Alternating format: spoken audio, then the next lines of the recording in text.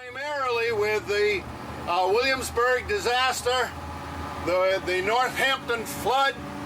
It's been called many things over the years. The inundation at Williamsburg, Haydenville, and Leeds.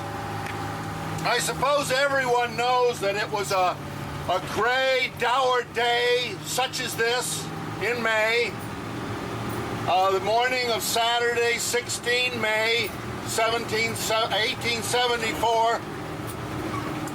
And early in the morning, people were off to work, to the mills. There may have been 240 operatives at the brass works in Haydenville.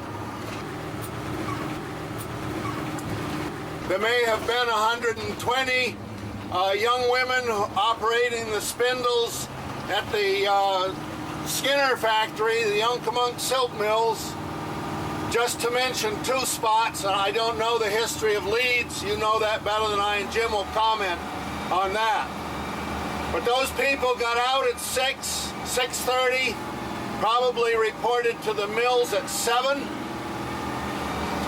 And it had been a very cold winter. There was a deep frost.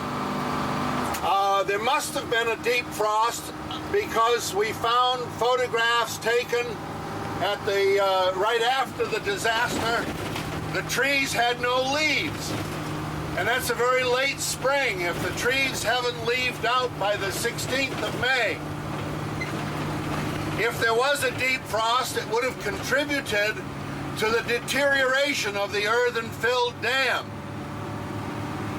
And that morning at the dam lived George Cheney, his wife, their 6 children. And staying with them that night anyway was George's father Elias and his mother. It's a very small home.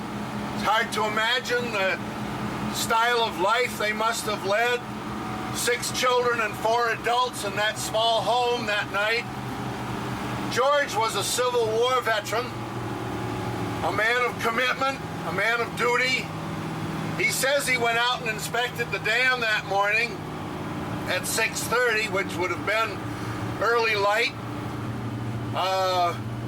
It was a rainy morning.